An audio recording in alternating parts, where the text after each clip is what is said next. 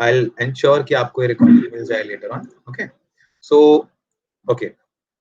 So how we start? In the Vedic part, सबसे पहला important part होता है मुहूर्त निकालना. Okay. Now you see a Vastu Chakra here. Okay, this is 64 squares, right? This is practiced when we talk about a regional, for example, a temple, maybe a public gathering, जहां पर लोगों को इकट्ठा होना है या फिर देवताओं की पूजा होनी है, वहां पर स्ट्रिक्टली सिर्फ 64 स्क्वायर यूज होते हैं. 64 स्क्वायर्स कैसे?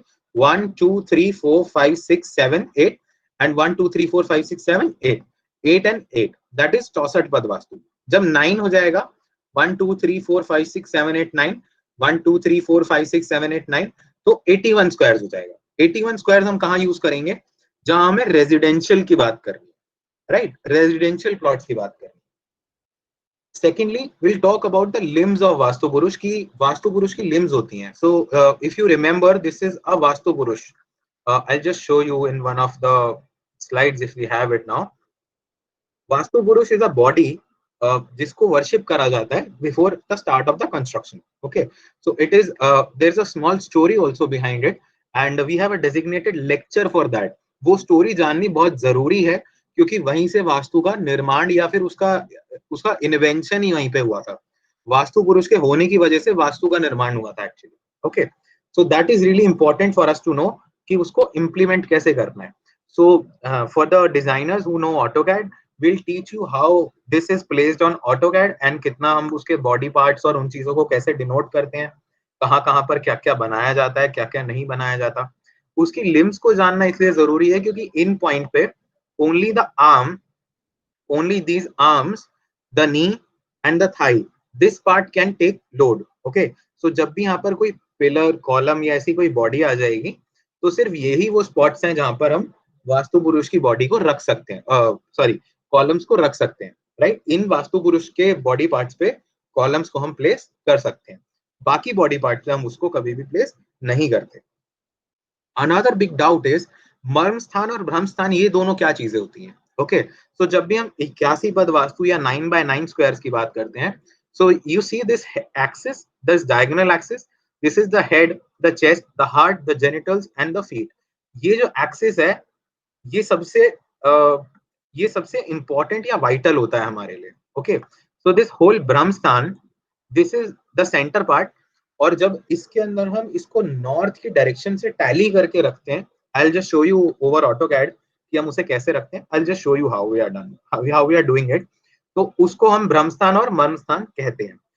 ये वो वाला सेंसिटिव स्पॉट है जहां पर कभी भी कोई कॉलम, पिलर, लोड या ऐसी चीज नहीं आनी चाहिए. And in fact it is believed कि इसको सबसे ज्यादा लाइट होना चाहिए. पूरे घर का सबसे लाइट पार्ट जो होना चाहिए वो ब्रह्मस्थान होना चाहिए. यहाँ पर कोई हैवी फर्नीचर, कोई भी हैवी चीज हमें नहीं रखनी चाहिए. Okay, secondly then we switch over to the selection of land and plot. हम लैंड की परचेजिंग कैसे करते हैं, किन टाइप के लोगों से हमें लैंड परचेज करना चाहिए, क्या इफेक्ट्स हैं लैंड के परचेज करने के, क्वालिटी ऑफ लैंड कैसे जज करी जाती है, क्वालिटी ऑफ मतलब लैंड का एग्जामिनेशन कैसे होगा, क्या पैरामीटर्स हैं, किन किन पैरामीटर्स पे वो डिपेंड करेगा, टाइप ऑफ सॉइल की वजह से कैसे डिफर करता है लैंड की क्वालिटी. देन कौन सा डायरेक्शन किस आदमी के लिए या किस सेगमेंट ऑफ सोसाइटी के लिए अच्छा कहलाया जाएगा. सॉइल टेस्टिंग के 3 प्रोसीजर्स होते हैं जिनको हम फिजिकली मेथड, 3 मेथड्स होते हैं जिनको हम फिजिकली यूज करते हैं अपनी साइट पे. ओके, तो ये 3 मेथड्स आपको यहाँ पे सिखाए जाएंगे. इनमें से थर्ड इंपॉर्टेंट, सबसे इंपॉर्टेंट मेथड है ये थर्ड मेथड. इसमें हम कैसे करते हैं उसे, हम 1.5 foot by 1.5 foot by 1.5 foot, मतलब 18 इंच 18 इंच 18 इंच का एक गड्ढा बनाएंगे, एक क्यूब बनाएंगे साइड पे. ऐसे 3 से 4 क्यूब बनाएंगे हम. ओके, सो पहले क्या किया जाता था, सॉइल की जो आज हम करते हैं सॉइल बियरिंग कैपेसिटी का test, right, which is called SBC, जो स्ट्रक्चरल इंजीनियर्स हमें करके देते हैं. लेकिन हम इसे फिजिकली भी साइड पे कर सकते हैं इन टर्म्स ऑफ वास्तु. कैसे? 18 इंच 18 इंच 18 इंच का हम एक गड्ढा खोदेंगे, उसके अंदर हम पानी भर के छोड़ देंगे. ओके, अब हम उसको कितने टाइम तक छोड़ेंगे, अगली सुबह तक. कोशिश यही करेंगे उसे अगली सुबह तक छोड़ दें हम. अगर वहां पर पानी रह जाता है बहुत अच्छी बात है, पानी बहुत ज्यादा भरा हुआ है, बहुत अच्छी सॉइल की कैपेसिटी है, बहुत अच्छी सॉइल है वो. पानी आधा हो गया, इट इज मीडियम कैटेगरी. पानी बिल्कुल खत्म हो गया, it is poorest of poor category, right? In other terms, in scientific terms हम इसको कैसे डिफाइन कर सकते हैं? जहां सॉइल बहुत लूज होगी, जहां उसका कंपैक्शन अच्छा नहीं होगा, ऑब्वियसली वो सॉइल बेकार होगी, राइट? वहां पर आप ज्यादा बेटर एक्सपेक्ट नहीं कर सकते। सेकेंडली, अगर आपको वेबिनार में भी याद होगा, हमने कहा था जहां की भूमि जीवित होती है या फिर जो लाइव सॉइल होता है, जहां पर आसपास आपकी ग्रीनरी होती है, वो आपको काफी हेल्थ बेनिफिट्स देती है और वो रहने के लिए बहुत अच्छी जगह मानी जाती है, राइट? डेजर्ट्स को या ऐसी जगह को रहने के लिए अच्छा नहीं कंसीडर किया जाता, राइट? उनको लिवेबल नहीं माना जाता वास्तु के नियम में। जहां पर भी पानी और इन चीजों के आसपास लाइफ होती है, उसे बहुत अच्छा माना जाता है, उसको लिवेबल माना जाता है। Okay, then we switch over to कि हमारे घर के या किसी भी बिल्डिंग के आसपास का जो एनवायरनमेंट है, उसमें क्या इफेक्ट होगा। Okay, then results of various temples, temples जब हमारे घर के आसपास होते हैं, उनका क्या इफेक्ट होगा, सराउंडिंग एनवायरनमेंट का क्या इफेक्ट होगा, shape of sorry slope of plot, ये सबसे इंपॉर्टेंट टॉपिक होता है एक तरीके से आर्किटेक्चर के टर्म्स में। स्लोप किसे कहा जाता है? बेसिकली स्लोप कहा जाएगा उसको, जैसे मैं आपको पहला एग्जांपल देता हूं कि ईस्ट जो है वो, अब आप इसे बिल्डिंग का एलिवेशन या सेक्शन मान लीजिए। जिन लोगों को आर्किटेक्चर टर्म्स नहीं समझ आती, उनको मैं समझाता हूँ एक बार। बिल्डिंग का ममटी बना होता है या फिर ममटी के ऊपर टैंक रखे हुए होते हैं। यहाँ पर आप मान लीजिए कि वो वेस्ट में रखे हुए हैं, राइट? जब वो वेस्ट में रखे हुए हैं तो ये वेस्ट हाई हो गया और ईस्ट लो हो गया, सिंपल। जब ईस्ट लो हो गया, वेस्ट हाई हो गया, तो इसको एक गौ विधि, विधि का मतलब होता है स्लोप। ओके, तो आप यहाँ कंफ्यूज मत होइएगा, ये टर्म्स भी हम इसीलिए एज इट इज वैदिक वास्तु से यूज करते हैं ताकि ये टर्मिनोलॉजी आपको पता हो। So this is a part of our pre read material जो हम आपको प्रोवाइड करेंगे, एंड देयर आफ्टर इसके ऊपर बहुत इलेबोरेटिव क्लासेस होती हैं कि ये कैसे इफेक्ट में आते हैं। Okay, so when west is higher and east is lower, it is regarded good, ये अच्छा कंसीडर होगा वास्तु के टर्म्स में, क्योंकि ये स्लोप जो ममटी है या जो हाई राइज पार्ट्स हैं वो वेस्ट की तरफ चले जाते हैं। अगर मैं आपको सारे डायरेक्शंस का ब्रीफ करूं तो south west highest and north east lowest is the best possible. Okay, इसके साथ हमारा एक सम अप होगा जहां पर हम रिजल्ट्स के बारे में यहाँ पे डिस्कस करेंगे। Thereafter we switch over to the shape of plots. तो शेप ऑफ प्लॉट्स कितने टाइप की होती हैं? Square, rectangle, and this is called Bhadrasan. This is a Sanskrit term, ये सिर्फ म्यूजियम्स के लिए अच्छा कंसिडर करा जाता है। This is only and only good for museums, या फिर जहां पर बेसिकली मकबरा या ऐसी कोई चीज हो जहां पर पुरानी चीज को स्टोर करा हुआ हो, प्रिजर्व करा हुआ हो। लेकिन ये रेजिडेंस में या फिर किसी के रहने के लिए अच्छी नहीं मानी जाती।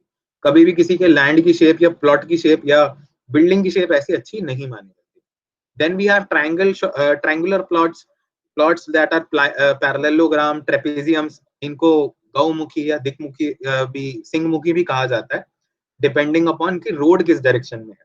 सो we have a elaborative discussions कि इनके इफेक्ट्स कैसे होंगे, how will the pentagonal shape affect octagonal, and sometimes we have a irregular shape. Okay, so definitely we don't have like a octagonal shape, but वो बहुत ज्यादा irregular shape आ रही होती है, right? तो we decide कि उसके अंदर कहाँ पर extension होगा, कहाँ पर cut होगा, उसके बेस पे उसे जज करा जाता है। वो इस पार्ट में आपको करना सिखाया जाएगा कि एक्सटेंशन या प्लॉट के अंदर कटिंग होगी तो उसका क्या इफेक्ट होगा। एक्सटेंशन कैसे होता है? ये प्लॉट की बाउंड्री आ गई आपकी और नॉर्थ ईस्ट में एक्सटेंशन हो गया, for example this one, right? तो इसका क्या इफेक्ट होगा। Secondly, for those who know astrology a bit, तो हम उन्हें एस्ट्रोलॉजिकली भी थोड़ा सा एक एग्जांपल देते हैं। And if you are interested to know astrology, तो इसका एक और पीरियड का पीडीएफ है जिसमें हम आपको इन सारे हाउसेस का इफेक्ट बताएंगे। That is something if you want to know, it is not really a part of vastu, but this is important for those who just want to learn it. Okay, so हम वो भी आपको इसके साथ provide करेंगे, that is another PDF, वो भी आपको मिलेगी, इसको एस्ट्रोलॉजिकल टर्म्स में वास्तु कैसे रिलेट कर पाएगा, राइट? अब जिन लोगों को ये लग रहा होगा कि आर्किटेक्चर यहाँ पे प्योरली मिसिंग है, ऐसा बिल्कुल भी नहीं है, क्योंकि इनके साथ जो आर्किटेक्चरल डिस्कशन है वो हम अपने फ्लोर प्लान पे करके आपको दिखाते हैं साथ साथ। Okay, so in a while also I will also be discussing the floor plan, या फिर हम उसको एलैबोरेटिवली कैसे डिस्कस करते हैं, राइट? अब दिक्मुखी प्लॉट्स की बात आ जाती है, वहां पर see all of our plots are never facing a cardinal direction, some of them are also facing a non cardinal direction, right? So in dikmukhi plot we'll also teach you कि जब twist हो जाता है या 45 degree पर tilt आ जाता है तो उसका क्या इफेक्ट हो जाएगा, right? This is a single slide here, but उसके ऊपर around 4 to 5 हमारी स्लाइड्स हैं इलेबोरेटिवली कि कहाँ कहाँ एक्सटेंशन कैसे वर्क करेगा, किस डायरेक्शन में क्या जोन कैसे वर्क करेगा. Okay, thereafter we have the effects of our neighboring plots. आसपास के प्लॉट्स हैं उनका क्या इफेक्ट होगा. roads in all 4 directions, roads in 3 directions, roads in 2 directions and road in 1 direction. इस सभी की पीडीएफ्स के अंदर it is a elaborative class for almost 2 to 3 hours जिसमें हम ये सारा कवर करते हैं. It is just about roads कि किस डायरेक्शन में रोड किस टाइप का इफेक्ट देती है. Okay, so that is all the combinations जो भी इसमें पॉसिबल हो सकते हैं वो सभी इसके अंदर आपको अवेलेबल होते हैं. Thereafter we have properties that are T junctions. Okay, so this is a bit Vedic part of it कि T junction properties कैसे इफेक्ट में आती हैं और उनका क्या इफेक्ट होता है ओनर के ऊपर. किस डायरेक्शन से वो T junction आ रहा है, for example this direction, it may be north, east, west, south, whatever, तो उसके क्या क्या इफेक्ट्स होंगे और क्या क्या नेगेटिव पॉजिटिव होगा. We have another 2-3 hours lecture on this जिसके अंदर आपको ऑन बेसिस ऑफ डायरेक्शन सिखाया जाता है. तो इसका बेसिस क्या होता है, इसका बेसिस क्या होगा, जो हम सबसे पहली 3 क्लासेस लेते हैं आपकी, जिसमें आपको प्लैनेट्स के बारे में बताया जाता है, प्लैनेट की डायरेक्शन बताई जाती है. सिर्फ उसी से आप पूरा वास्तु बहुत इजीली समझ पाते हैं. ओके, जब आपको उसका इफेक्ट समझ में आ जाता है, जब आपको उसकी डायरेक्शन समझ में आ जाती है, जब आपको जोनिंग समझ में आ जाती है, तो आप बाकी हर चीज को अपने आप बहुत सिंपली प्लॉट कर पाते हैं. देयरफॉर मैं बहुत बार अपने वेबिनार्स में भी कहता हूँ, vastu is not just a principle but it is a science and as simple as design. जैसे हम आर्किटेक्चर में या इंटीरियर डिजाइन में किसी भी चीज को डिजाइन करते हैं, क्यूरेट करते हैं अपने लिए, उसी तरीके से हम वास्तु में भी बहुत चीजें क्यूरेट करते हैं अपने लिए. There is one simple example on AutoCAD that I will also be sharing it with you right now. And इसके ऊपर हम इसके बाद हम इंटीरियर्स की डिटेल पे आ जाते हैं. होम का गेट, जो मेन गेट होता है, वो कैसा होना चाहिए. इंटीरियर्स के अंदर every room is discussed, underground water tank, boring, ये कैसे किन डायरेक्शन में फेवरेबल है, किन में नहीं है. हैंड पंप, वाटर बॉडीज, कौन से रूम सेट्स किस डायरेक्शन में होनी चाहिए, टेम्पल कहाँ होना चाहिए, पूजा रूम, ये सब चीजें कहाँ होनी चाहिए. बेदिंग एरिया, किचन, टॉयलेट, इनमें क्या डिफरेंस है और इनको कैसे इंटीरियर प्लानिंग इसकी कर सकते हैं. तो इसका जो ये डिस्कशन है ये प्रॉपरली AutoCAD के फ्लोर प्लान्स के ऊपर भी होता है और इस प्री रीड मटेरियल के बेस पर भी करा जाता है. Bedroom, on bedroom is discussed for all of them, the eldest member of the family, the earning member of the family or the owner of the house, and later on the children of the house. तो जो as brackets हैं bedroom उसके हिसाब से use होता है, right. So might be that जो children के लिए अच्छा है वो मिडिल मैन, मतलब जो मिडिल एज पर्सन है उसके लिए ना अच्छा हो, और सिमिलरली एल्डेस्ट मेंबर के लिए भी अच्छा ना हो. Okay, so thereafter we come to the study room. Study rooms किस एरिया में, किस जोन में अच्छे हैं, क्या उसके माइक्रो लेवल डिटेल्स होनी चाहिए, टॉयलेट के अंदर क्या क्या माइक्रो लेवल डिटेल्स होनी चाहिए.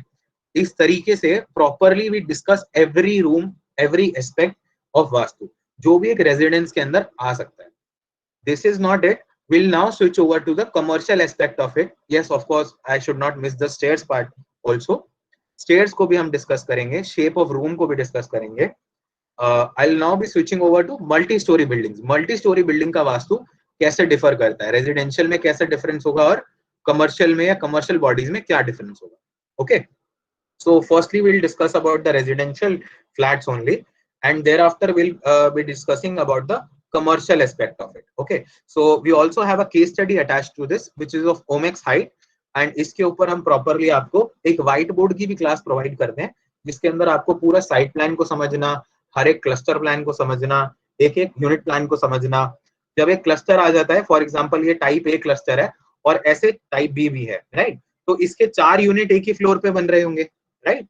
एक ही यूनिट के 4 यूनिट बने होते हैं एक फ्लोर पे, राइट. तो हम इसमें आपको जज करना सिखाएंगे कि कभी कभी आपके क्लाइंट आपको प्रॉपर्टी परचेज करने जब ले जाते हैं तो आप उन्हें बेस्ट कैसे रिकमेंड करेंगे कि आपको 4 में से या 6 में से सबसे अच्छी प्रॉपर्टी आपके लिए कौन सी रहेगी in terms of vastu, right. क्योंकि डायरेक्शन चेंज नहीं होगी बट एलिमेंट्स किस डायरेक्शन में जा रहे हैं वो चेंज हो जाते हैं. फॉर एग्जांपल अगर मैं आपको यहाँ बताऊं, अगर ये किचन यहाँ पर साउथ ईस्ट जोन में आ रही है एंड विल अज्यूम कि ये राइट डायरेक्शन साउथ है और ये टॉप जो है वो ईस्ट है, सो this is south east. But जो लेफ्ट मोस्ट होगा या फिर जो ऑल्टरनेट होगा इसके नीचे, उनके लिए अपोजिट किचन चली जाएगी which will be in north west, right? So it might not be good और इट माइट बी गुड। तो इसी तरीके से बाकी हर एक यूनिट का क्या इफेक्ट होगा उसको हम डिस्कस करेंगे।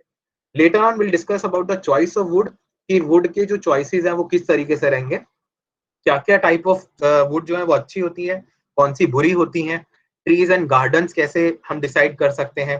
Then will discuss about the commercial buildings, commercial buildings में क्या इफेक्ट होता है, क्या नहीं होता, and also industrial buildings, and they are not presented here क्योंकि उनको हम केस स्टडी की तरह से यूज करते हैं बेसिकली।